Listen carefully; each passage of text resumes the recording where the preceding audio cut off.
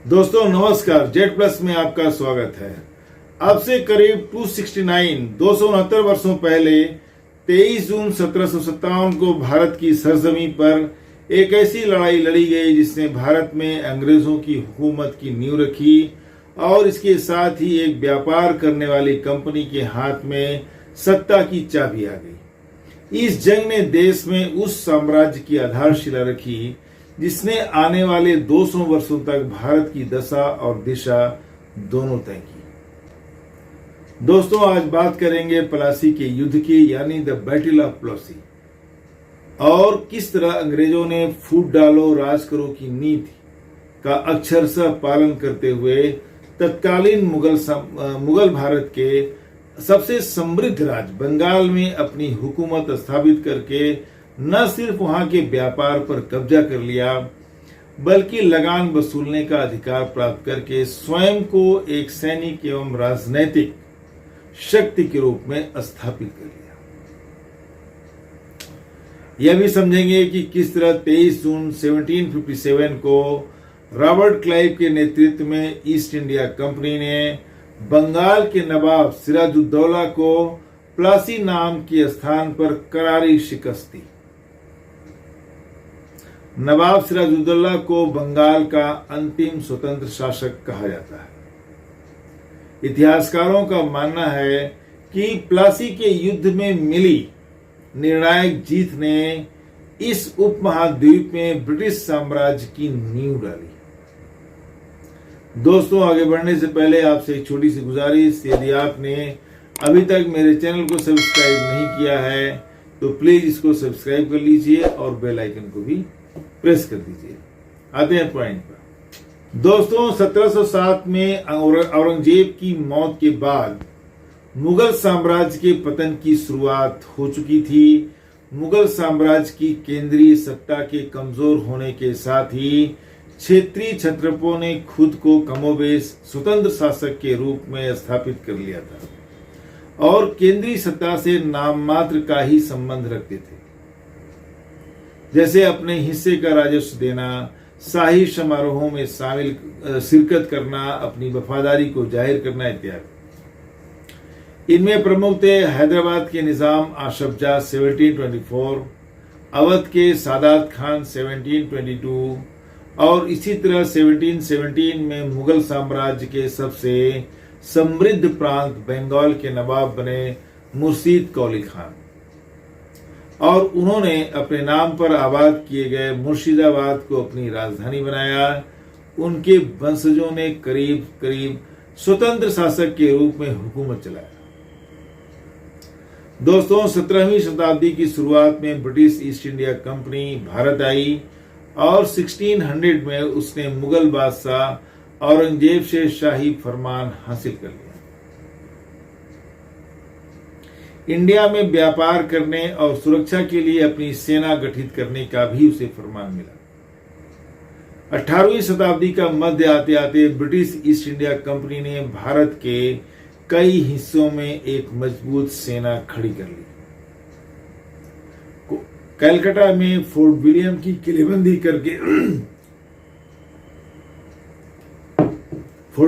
किलेबंदी करके उसे एक बड़ी सैनिक छावनी का रूप दिया। ब्रिटिश ईस्ट इंडिया कंपनी और फ्रेंच ईस्ट इंडिया कंपनी दोनों एक दूसरे के प्रबल विरोधी थे और दोनों के बीच कार्नेटिक वॉर हो चुके थे।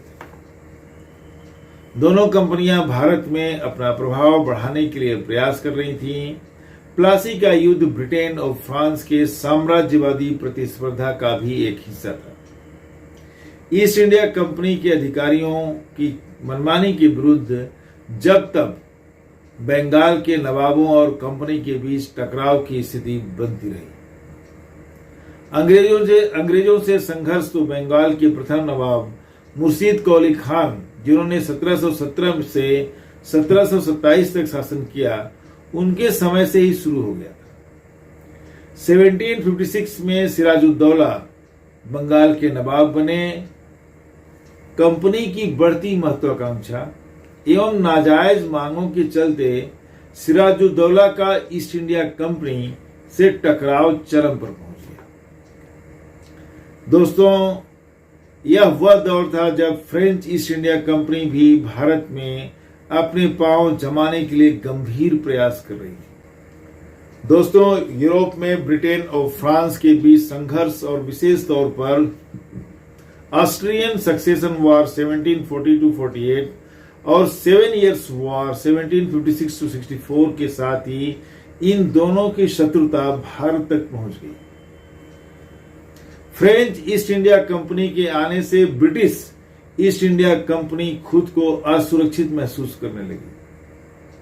असुरक्षा की भावना और फ्रांसीसियों द्वारा हमले की आशंका के मद्देनजर नवाब की इजाजत के बगैर ही कलकत्ता की किलेबंदी की जाने लगी। नवाब ने अपने करीबी अधिकारी कृष्ण बल्लभ को धोखाधड़ी के जुर्म में राज्य से निष्कासित कर दिया था, पर कंपनी ने इस व्यक्ति को अपने यहां शरण दिया, जिससे नवाब और भी नाराज हो गया। ईस्ट इंडिया कंपनी द्वारा लगातार नवाब की सत्ता को और संप्रभुता को चुनौती दी जा रही थी। दोस्तों, नवाब सिराजुद्दौला ने ईस्ट इंडिया कंपनी को कई बार सख्त लहजे में चेतावनी दी, पर कोई असर न होता देख नवाब ने अपने 30,000 सैनिकों के साथ काशिम बाजार की इंग्लिश फैक्ट्री पर धावा बोल दिया। कंपनी के अधिकारियों को बंधक बना लिया, उनके हथियार छीन लिए और गोदामों पर भी कब्जे कर लिए। फोर्ट विलियम के प्रशासक रोजर ड्रेक ने नवाब के बातचीत के जरिए मामला सुलझाने के प्रस्ताव को ठुकराकर सैन्य शक्ति के दम पर इस हार का बदला लेने की बात की। नवाब सिराजुद्दौला ने आग बबूला होकर 20 जून 1756 को फोर्ट विलियम कलकत्ता पर हमला कर दिया और उसे कब्जे में ले लिया। नवाब की फौज ने 146 अंग्रेजों को एक कालकोठरी में बंद कर दिया, जिससे 123 लोगों की प्यास और दम घुटने से मौत हो गई। इतिहास में इस घटना को ब्लैक होल ऑफ कलकत्ता के नाम से जाना जाता है। बाद में ब्रिटिश ने इस घटना के आधार पर बदले की कार्रवाई को सही ठहराया। यह सारी सूचनाएं जैसे ही मद्रास पहुंची, वहां से अपनी सैन्य रणनीति के लिए जाने जाने वाले कर्नल रॉबर्ट क्लाइव के नेतृत्व में युद्धपोतों, ब्रिटिश सैनिकों एवं सिपाहियों के साथ एक सैन्य दस्ता कलकत्ता के लिए चल पड़ा। यह सैन्य दस्ता दिसंबर 1756 में बंगाल के तट पर पहुंच गया।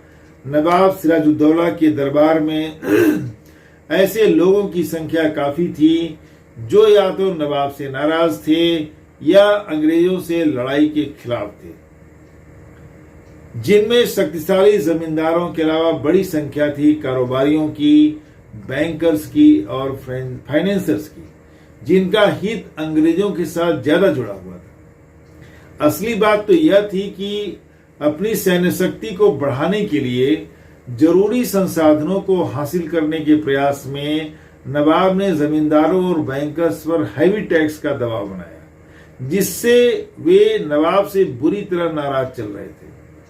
कारोबारियों और बैंकर्स के तो अंग्रेजों से बहुत करीबी व्यापारिक रिश्ते बन गए थे।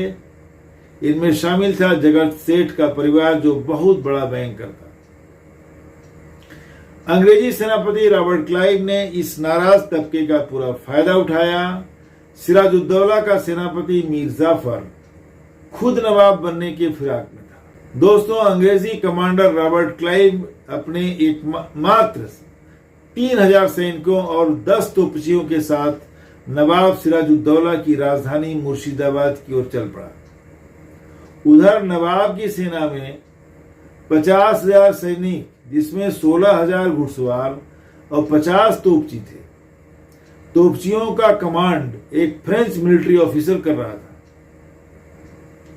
पश्चिम बंगाल के नादिया जिले के प्लासी नाम के स्थान पर दोनों सेनाओं का आमना सामना हुआ।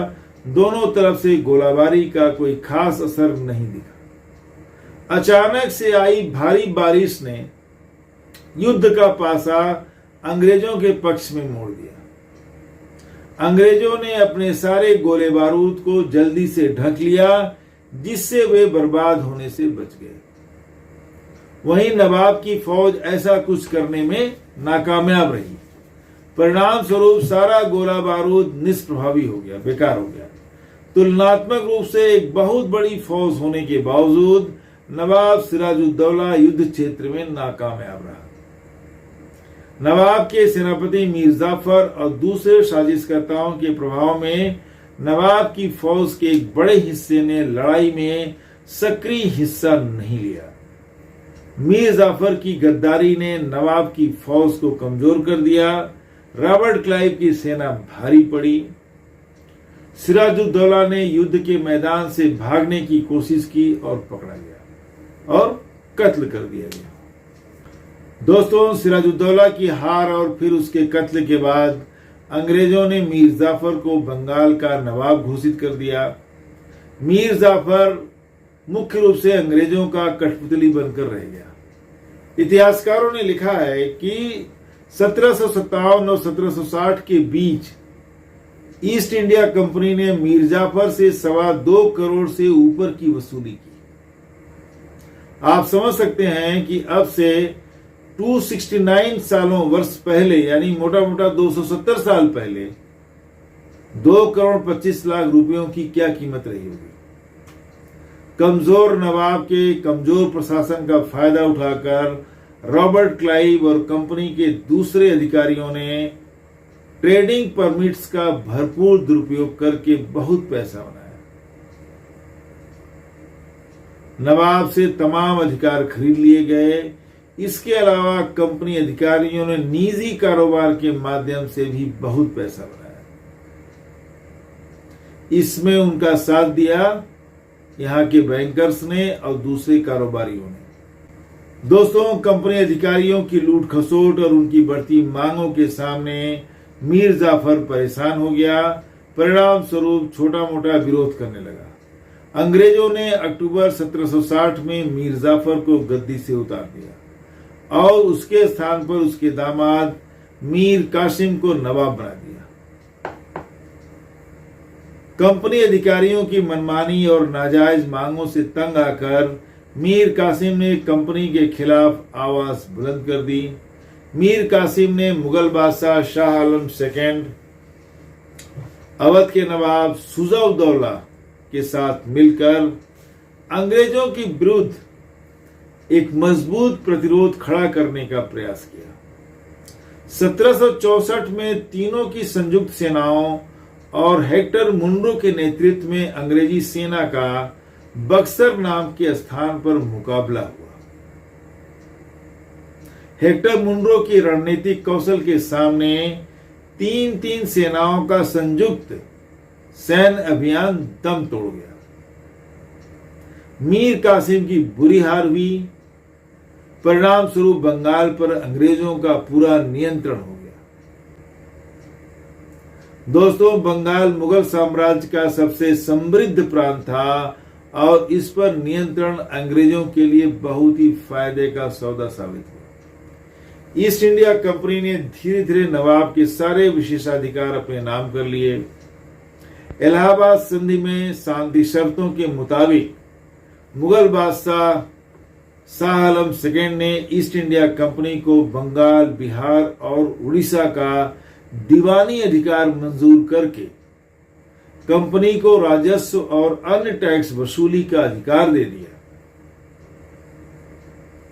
भू राजस्व यानी लैंड रेवेन्यू प्रबंधन के साथ साथ कंपनी के अधिकारियों द्वारा जो निजी धन संपदा इकट्ठी की गई, उसका इस्तेमाल किया गया एक ऐसे विश्व व्यापार को खड़ा करने में जिसका विस्तार कैंटन और लंदन तक था।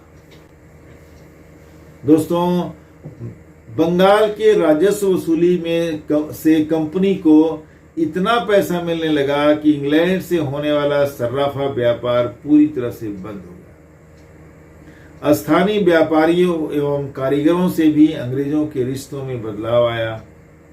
पहले यूरोपियन खरीदारों में कंपटीशन था, जिसका फायदा भारतीय व्यापारियों और कारीगरों को मिलता था, पर अब ईस्ट इंडिया कंपनी का एकाधिकार हो जाने से उन्हें अब कंपनी की शर्तों पर काम करना पड़ रहा था। दोस्तों, प्लासी का युद्ध अपने विशेष परिणामों की वजह से भारतीय इतिहास में खास महत्व रखता है। एक व्यापार करने वाली कंपनी किस तरह साजिशों एवं सैन्य कौशल के संयुक्त प्रयोग से राजनीतिक सत्ता हासिल करने में कामयाब हो जाती है। इसका परिणाम यह हुआ कि बंगाल बन गया भारत में ब्रिटिश साम्राज्य के विस्तार का मूल आधार। प्लासी की हार ने भारत में ब्रिटिश साम्राज्य की नींव डाली और आने वाले 200 वर्षों तक इस देश की गुलामी की भूमिका तैयार की। दोस्तों, मिलते हैं नेक्स्ट वीडियो में किसी और टॉपिक पर। मेरे चैनल को सब्सक्राइब करेंगे तो मुझे आपका सपोर्ट मिलेगा। नमस्कार, धन्यवाद।